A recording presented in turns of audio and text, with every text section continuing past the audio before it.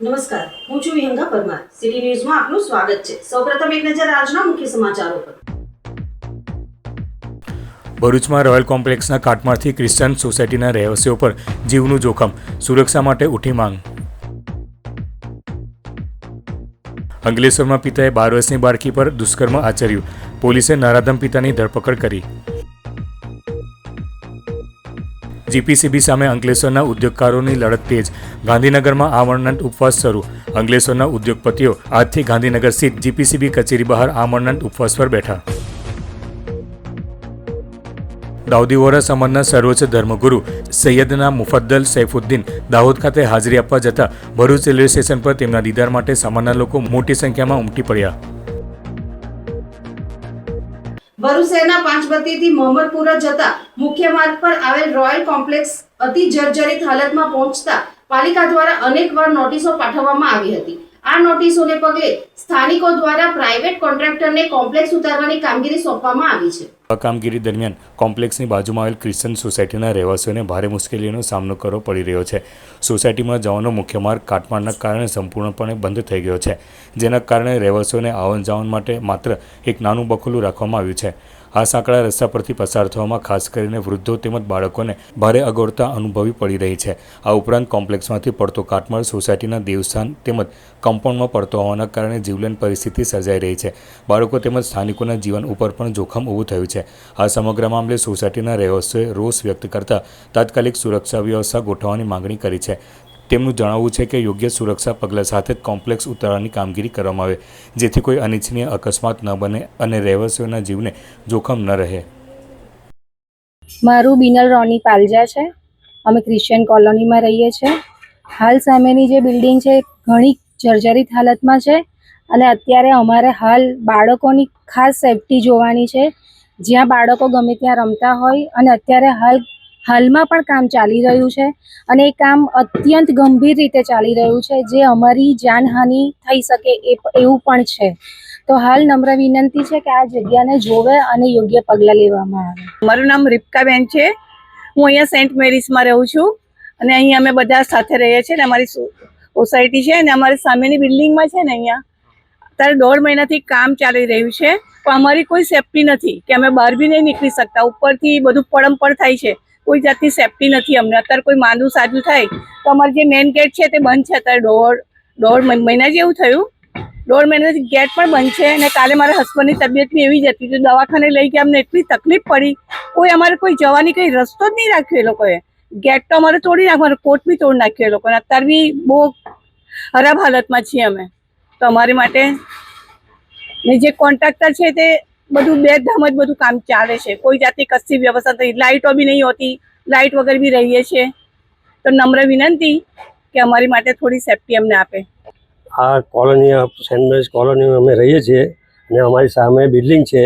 એ building ખડખડ Jantar છે તો એને તોડવામાં આવી છે. એ તોડવામાં આવી છે બરાબર. એ લોકો અમને જે સેફટી જોઈએ એવી સેફટી એ લોકો આપી નહીં શક્યા, કારણ કે આજે તો એટલો થાંભલો પડ્યો છે પેલી બાજુ, આ બાજુ દિવાલ તોડી નાખી છે, આ ગેટ આ બાજુ બંધ કરી દીધો છે. અમારા અહીં કોઈ પ્રોબ્લેમ થઈ જાય કોઈ બીમાર હાલતમાં તો અમે લોકો કેમ ના જઈ શકીએ? અમે બોલો, એક જગ્યાએ થોડું નાનું તો બાકડું પાડી આપ્યું છે અમારી દિવાલ તોડીને, તો હવે એમાંથી અમે કેમ ના પડે? તે બરાબર સ્લોપ આપ્યો નથી. એ લોકોએ આપવો જોઈએ સ્લોપ, કે જેથી કરીને અમે બધા ઉંમરલાયક વ્યક્તિઓ, કોઈ 2 વખત લેડીઝો પડી બી ગઈ તો શું કરવાનું? તો અમે પેલા કોન્ટ્રાક્ટરને બોલાવીએ તો ફોન ના ઉઠાવે અને બોલાવે કે હું આવું છું, બીજા માણસો મોકલું છું. એટલે મોકલું તું આવીને મેં કરી જાય ને ભાઈ, એમ બોલતો ધાર બનાવી છે ને એ ભાઈ તો આવ્યા જ નહીં. પછી આ જાતે પછી થોડું આમ પેલું નાખ્યું અમે અને પથરા મૂકી દીધા, પણ તે અત્યારે કેટલું ખતરનાક છે, કોઈ બી જાય તો સ્લીપ ખાઈ જાય એવું છે. અમે તો 2 વ્યક્તિ તો પડી ગયા લેડીઝો. એટલે આવું છે સાહેબ. અને અમારી સેફટી માટે કહીને આ જલ્દી થઈ કે વ્યવસ્થિત રીતે તોડે એ લોકો. એવું નથી કે આ ઉપરથી ફેંકવાનું અમને નુકસાન થાય. નુકસાન તો કામ થયેલું જ છે, બરાબર. અંકલેશ્વરમાં સગા બાપે પોતાની 12 વર્ષની બાળકીને દુષ્કર્મનો ભોગ બનાવી હતી. અંકલેશ્વર વિસ્તારમાં એક પરિવાર રોજગારી અર્થે આવી ભાડાના મકાનમાં વસવાટ કરી રોજગારી મેળવતું અને આ જ દંપતીને 12 વર્ષની બાળકી હતી. દંપતી પૈકી સગા બાપની જ દાનત 12 વર્ષની બાળકી ઉપર બગડી અને 35 વર્ષના સગા બાપે જ પોતાની દીકરી ઉપર દુષ્કર્મ આચર્યું હતું. સગીર બાળકીને અચાનક પેટમાં દુખાવો ઉપડતા તેને હોસ્પિટલ ખાતે ખસેડવામાં આવી હતી.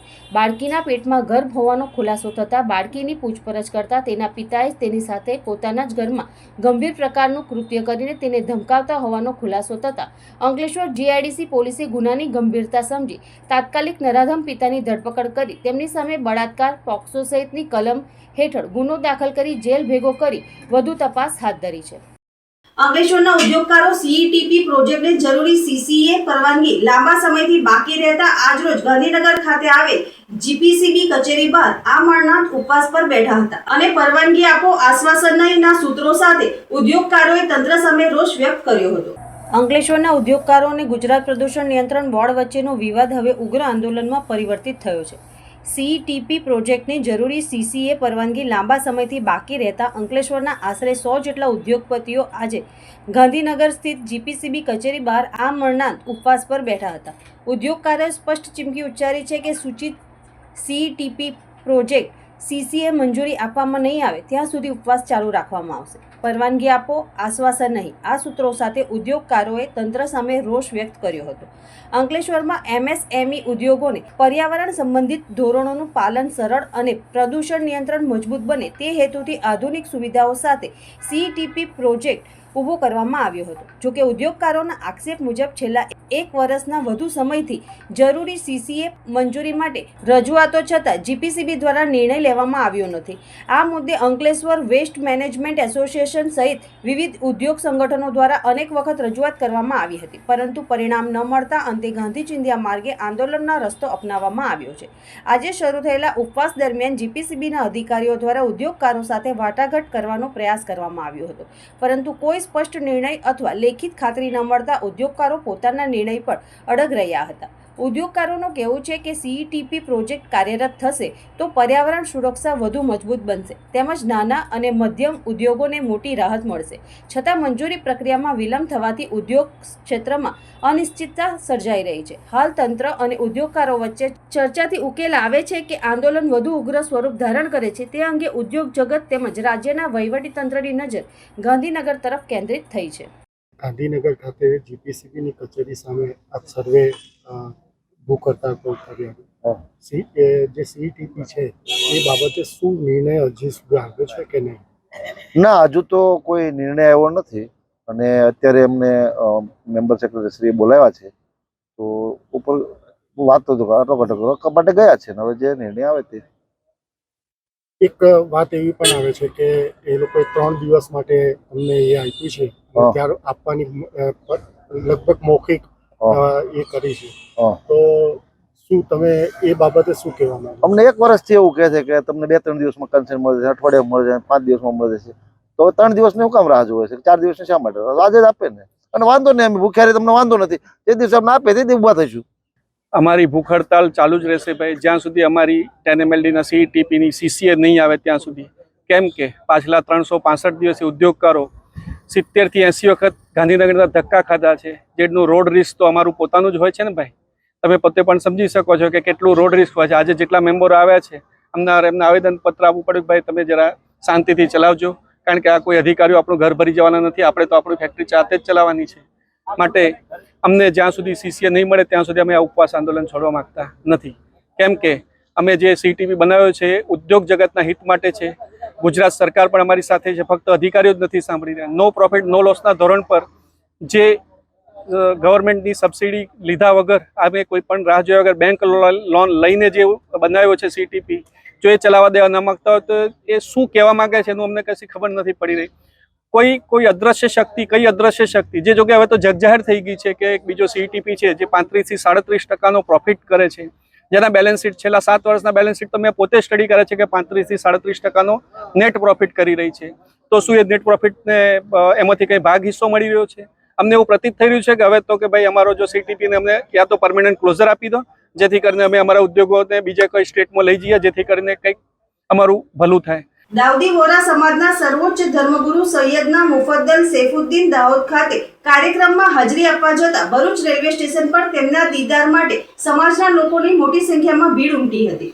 મુંબઈથી દાહોદ જતી સ્વરાજ એક્સપ્રેસ ટ્રેનમાં તેમની મુસાફરીની જાણ થતાં ભરૂચમાં વસતા વોરા સમાજના ભાઈઓ બહેનો અને બાળકો પ્લેટફોર્મ પર મોટી સંખ્યામાં એકત્ર થયા હતા. ટ્રેન સમય કરતાં મોડેથી આવતા લોકોમાં ઉત્સુકતા વધી હતી. ટ્રેન પ્લેટફોર્મ પર પહોંચતા જ સમાજના આગેવાનો દ્વારા તેઓનું સ્વાગત કરાયું હતું. તેઓ ટ્રેનના પાછળના સ્પેશિયલ બોગીમાં મુસાફરી કરતા હોય જ્યારે તેઓ કાચની કેબિન નજીક દેખાયા ત્યારે હાજર ભીડે મૌલા મૌલાના નારા સાથે તેમના દીદાર માટે પડાપડી કરી હતી. સમાજના અનેક લોકોએ ભાવવિભોર થઈ આંખોમાં આંસુ સાથે તેમના દર્શન કર્યા હતા. આ દરમિયાન કોઈ અનિચ્છનીય બનાવ ન બને તે માટે રેલવે પોલીસ અને આરપીએફ દ્વારા ચુસ્ત પોલીસ બંદોબસ્ત ગોઠવી દેવામાં આવ્યો હતો. પોલીસના પીઆઈ, પીએસઆઈ સહિતનો સ્ટાફ તેમજ હોમગાર્ડ્સ સ્થળ ઉપર તૈનાત થયા હતા. પોલીસની તકેદારીના કારણે સમગ્ર કાર્યક્રમ શાંતિમય માહોલમાં પૂર્ણ થયો હતો.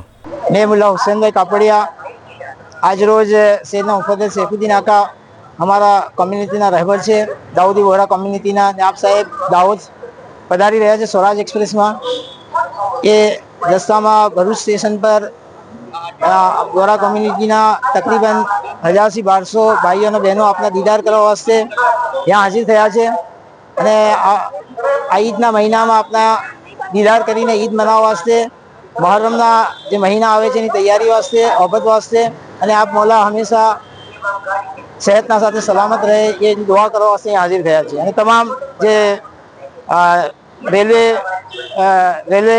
ને ઇન્સ્ટિટ્યૂટને અને પોલીસ ફોર્સનો અમે આભાર વ્યક્ત કરીએ છીએ અને અંજુમન તાહિરી જમાત કમિટી બીજા મેમ્બરોનો બી આભાર વ્યક્ત કરીએ છીએ.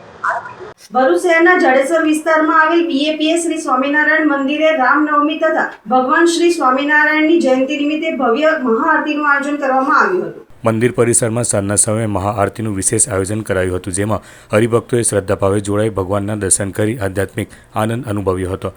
આ પ્રસંગે મંદિરને આકર્ષક લાઇટિંગ અને ફૂલોથી સુશોભિત કરવામાં આવ્યું હતું, જેના કારણે સમગ્ર વાતાવરણ દિવ્ય બની ગયું હતું. રાત્રિના સમયે ભવ્ય આતશબાજી સાથે હરિભક્તો દ્વારા જય શ્રી રામ અને જય સ્વામિનારાયણ ભગવાનની જયના ગુંજતા નાદથી મંદિર પરિસર ગુંજી ઉઠ્યું હતું. મંદિરના સંતો દ્વારા રામનવમી અને ભગવાન સ્વામિનારાયણ જયંતિના મહત્વ વિશે પ્રેરણાદાયી વાણી આપવામાં આવી હતી અને ધર્મ, સંસ્કાર તેમજ સેવાના માર્ગે આગળ વધવા ઉપદેશ આપ્યા હતા.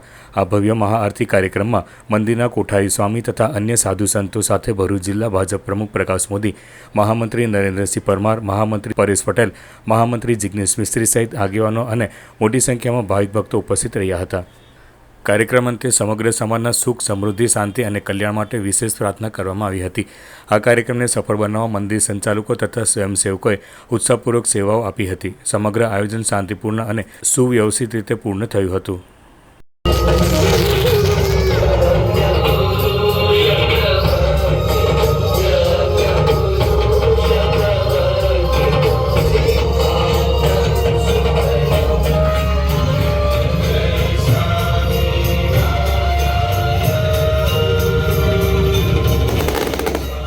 જય સ્વામિનારાયણ. તાજેતરમાં આપણને ખબર છે એ મુજબ ચૈત્ર સુદ નવમીના દિવસે ભગવાન શ્રી રામ એમનો પ્રાગટ્યોત્સવ અને સાથે સાથે ભગવાન શ્રી સ્વામિનારાયણ એમનો પણ પ્રાગટ્યોત્સવ સમગ્ર સંસ્થાની અંદર ખૂબ ધામધૂમપૂર્વક ઉજવાયો. ભરૂચ મંદિરની અંદર પણ એ દિવસે પદયાત્રા, અખંડ ધૂન એ ઉપરાંત ઘણા બધા વિવિધ કાર્યક્રમો થયા. આજે રવિવારે જ્યારે મહત્તમ સંખ્યાની અંદર દર્શનાર્થી મુમુક્ષુઓ તમામ ઉપસ્થિત છે ત્યારે આ મંદિર કે જેની અંદર નીલકંઠવાણી મહારાજ બિરાજમાન છે અને લોકોના સંકલ્પો, શુભ સંકલ્પો પૂરા કરે છે. ઠાકોરજી, રામકૃષ્ણ, સીતારામ આ તમામ મૂર્તિઓ અત્રે પધરાવેલી છે અને એનું પૂજન થાય છે. આ મંદિરને આ વર્ષે 25 વર્ષ પૂર્ણ થાય છે, એટલે કે મંદિરનો રજત જયંતિ વર્ષનો ઉત્સવ આખા વર્ષ દરમિયાન ઉજવવાનો છે. એ નિમિત્તે જુદા જુદા 25 કરતાં પણ વિવિધ મોટા પ્રોજેક્ટો એનું આયોજન કરેલું છે. એમાંનું આ એક આયોજન કે જે પૂર્વે શિવરાત્રિના દિવસે આવી મહાઆરતીનું આયોજન થયું અને એમાં ઘણા બધા મુમુક્ષોએ ભાગ લીધો. આજે પણ રામનવમી અને ભગવાન શ્રી સ્વામિનારાયણના જન્મદિન નિમિત્તે મહાઆરતીનું આયોજન થયું. મંદિર મહાઆરતીની અંદર બહેનો, ભાઈઓ, બાળકો, યુવક, યુવતી તમામ થઈને 4045થી પણ વધારે મુમુક્ષુ દર્શનાર્થીઓ સામેલ થયા. તમામને દીવડા આપવામાં આવ્યા હતા અને મંદિરની ચારેય બાજુથી આ મંદિરની આરતી ઉતારવામાં આવી.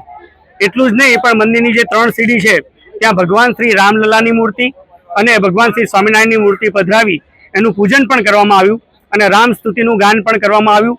એવી રીતે ભગવાન શ્રી સ્વામિનારાયણની આરતીનું ગાન પણ કરવામાં આવ્યું. એ સાથે અદ્ભુત નજારા સાથે એટલે કે ફાયરવર્ક્સ સાથે અને વિવિધ રંગારંગ કાર્યક્રમ, મંદિરને રંગોથી સજાવવામાં આવ્યો, રંગોળીથી સજાવવામાં આવ્યો, ફૂલેથી સજાવવામાં આવ્યા અને એ મુજબ આજનો આ ભવ્ય અને દિવ્ય ઉત્સવ ઉજવાયો.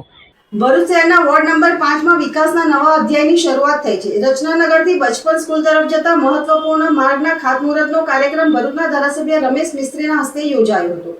આ વિકાસ કાર્ય અંતર્ગત કુલ 12 જેટલા સ્થળોએ વિવિધ સોસાયટીઓમાં આરસીસી રોડ તેમજ પેવર બ્લોક નાખવાની કામગીરી હાથ ધરવામાં આવશે.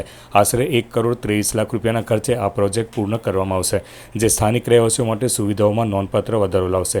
વિશેષ વાત એ છે કે આ તમામ કામો આગામી 2 મહિનામાં પૂર્ણ કરવાની યોજના રાખવામાં આવી છે, જેથી લોકો ત્વરિત સારી રોડ સુવિધાનો લાભ લઈ શકે. આ વિકાસ કામોથી વિસ્તારમાં વાહન વ્યવહાર સરળ બનશે, ધૂળ કાદવની સમસ્યામાં ઘટાડો થશે અને સમગ્ર વિસ્તારમાં આધુનિક સુવિધાઓ સાથે વિકાસને નવી ગતિ મળશે. બચપન સ્કૂલથી રચનાનગર જતા માર્ગ ઉપર ખાતમુહૂર્તનો કાર્યક્રમ યોજાયો છે. કુલ મળીને રચનાનગરની આસપાસ 12 જેટલા જુદા જુદા સ્થાનો ઉપર જુદી જુદી સોસાયટીઓમાં સીસી રોડ અને પેવર બ્લોક લગાવવાના કામોનું ખાતમુહૂર્ત થયું છે. 1 કરોડ અને 23 લાખ રૂપિયાના ખર્ચે આ બધા કામો આગામી 2 મહિનામાં પૂર્ણ થશે. નગરપાલિકા દ્વારા સમગ્ર ભરૂચ શહેરમાં આ પ્રકારે દરેક વોર્ડમાં વિકાસના જુદા જુદા કામો મંજૂર થયા હોય. ચોમાસા પહેલાં કામ પૂરું કરવાનું ટાર્ગેટ નગરપાલિકાએ રાખ્યું છે, એટલા માટે અલગ અલગ એજન્સીઓને આમંત્રિત કરીને એ પ્રકારે ટેન્ડરની વ્યવસ્થા કરવામાં આવી છે કે જેના કારણે તમામ વોર્ડમાં એક સાથે કામો શરૂ થાય. છેલ્લા ઘણા સમયથી રચનાનગર 1, 2, 3, 4, 5ના જે રહીશો છે એમની આ માંગણી હતી. હવે જે બચપન સ્કૂલ જે મેઇન રોડ છે નર્મદા નિગમથી જ્યોતિનગરનો, એની સાથેથી આ રસ્તાઓ જોડાઈ જશે. આ પહેલાં પણ આપણે તાલુકા પોલીસ સ્ટેશનની સામેથી મુખ્ય માર્ગ રચનાનગરનો બની રહ્યો છે. એની સાથે આ બધા માર્ગો બનવાથી રચનાનગર સોસાયટીના રહીશો માટે આગામી દિવસોમાં આ ટ્રાન્સપોર્ટેશન અને રસ્તાનું નેટવર્ક લગભગ નિશ્ચિત પૂરું થઈ જશે. આ કામ પૂર્ણ થાય ત્યાં સુધીમાં અમે રચનાનગરમાં જે અંડરગ્રાઉન્ડ ડ્રેનેજના કામો છે એને પણ ઝડપથી પૂર્ણ થાય એ દિશામાં નગરપાલિકાના એન્જિનિયરો અહીંયા ઉપસ્થિત છે, એમને સૂચના આપવામાં આવી છે. મોટી સંખ્યામાં આજે તમામ સોસાયટીના રહીશો, ખાસ કરીને નગરપાલિકાના આ વોર્ડના સભ્ય અર્પણભાઈ અને મોનાબેન પણ ખાસ ઉપસ્થિત છે. નગરપાલિકાના પ્રમુખ વિભૂતિબા પણ ઉપસ્થિત છે. આ વિસ્તારના અને જુદા જુદા સમાજના આગેવાનોની ઉપસ્થિતિમાં આજનો આ ખાતમુહૂર્તનો કાર્યક્રમ સંપન્ન થયો છે. ભરૂચ જિલ્લા પંચાયત દ્વારા ગ્રામ પંચાયતોમાં વેરા વસૂલાત વધારવા માટે વિશેષ અભિયાન હાથ ધરવામાં આવ્યું છે. આ અભિયાન હેઠળ તલાટીઓ સક્રિય બનીને ગામ સ્તરે લોકોની સીધી પહોંચ બનાવી સમયસર વેરા ભરવા માટે પ્રેરણા આપવામાં આવી રહી છે. તલાટીઓ દ્વારા ઘરે ઘરે જઈ વેરા અંગે માહિતી આપવામાં આવી રહી છે. સાથે જ લોકોમાં જાગૃતિ લાવવા માટે બેઠકો અને સમજણ કાર્યક્રમોનું આયોજન કરવામાં આવી રહ્યું છે. જિલ્લા સ્તરે શરૂ કરાયેલી આ અભિયાનનો મુખ્ય હેતુ ગ્રામ વિકાસ માટે આવકમાં વધારો કરવાનો છે. વેરાથી મળતી આવક ગામોમાં રસ્તા, પીવાનું પાણી, સ્વચ્છતા અને અન્ય આધારભૂત સુવિધાઓના વિકાસ માટે મહત્વપૂર્ણ બની રહી છે. હાલ ભરૂચ જિલ્લાના તમામ ગ્રામ પંચાયતોમાં મળીને અંદાજે 60 કરતાં વધુ વેરા વસૂલાત પૂર્ણ થઈ હોવાનું જાણવા મળે છે. નંદેલાવ ગ્રામ પંચાયતના તલાટી કમ મંત્રી નિલેશ પટેલે જણાવ્યું હતું કે પંચાયત દ્વારા વેરા વસૂલાત માટે વિશેષ પ્રયત્ન હાથ ધરવામાં આવ્યા છે. માંગણા નોટિસો પાઠવીને તેમજ ઘરે ઘરે જઈને લોકોને વેરો ભરવા માટે અપીલ કરવામાં આવી રહી છે. વધુમાં રજાના દિવસોમાં પણ પંચાયત કચેરી ચાલુ રાખી વસૂલાત કરવાનો પ્રયાસ કરવામાં આવી રહ્યો છે. તેમણે વધુમાં જણાવ્યું હતું કે નંદેલાવ પંચાયતમાં અત્યાર સુધીમાં લગભગ 80% વેરા વસૂલાત થઈ ચૂકી છે અને આગામી 2 દિવસમાં વધુમાં વધુ વસૂલાત થાય તે માટે આયોજન હાથ ધરાયું છે. સાથે જ ગ્રામજનોને બાકી રહેલા વેરા સમયસર ભરવા અપીલ પણ કરવામાં આવી છે. મારું નામ નિલેશ પટેલ, તલાટી કમ મંત્રી નંદેલાવ. હાલમાં નાણાકીય વર્ષ 25-26ના અંતિમ તબક્કો છેલ્લો મંથ હોય અને નાણાકીય વર્ષમાં વેરા વસૂલાતની કાર્યવાહી ખૂબ ઝુંબેશ રૂપે હાલમાં ચાલી રહી છે.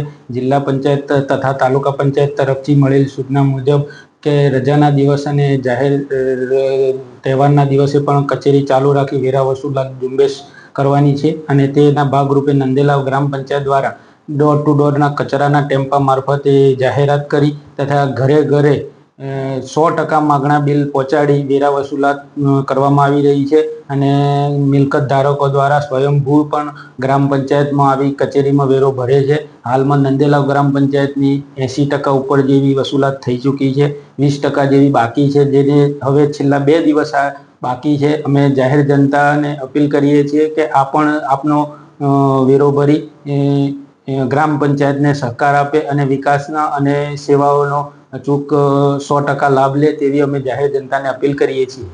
અંતમાં મુખ્ય સમાચારો પર ફરી એક નજર. ભરૂચમાં રોયલ કોમ્પ્લેક્સના કાટમાળથી ક્રિશ્ચન સોસાયટીના રહેવાસીઓ પર જીવનું જોખમ, સુરક્ષા માટે ઉઠી માંગ.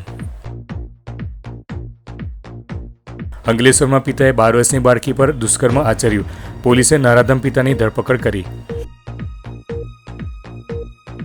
જીપીસીબી સામે અંકલેશ્વરના ઉદ્યોગકારોની લડત તેજ, ગાંધીનગરમાં આમરણાંત ઉપવાસ શરૂ. અંકલેશ્વરના ઉદ્યોગપતિઓ આજથી ગાંધીનગર સ્થિત જીપીસીબી કચેરી બહાર આમરણાંત ઉપવાસ પર બેઠા.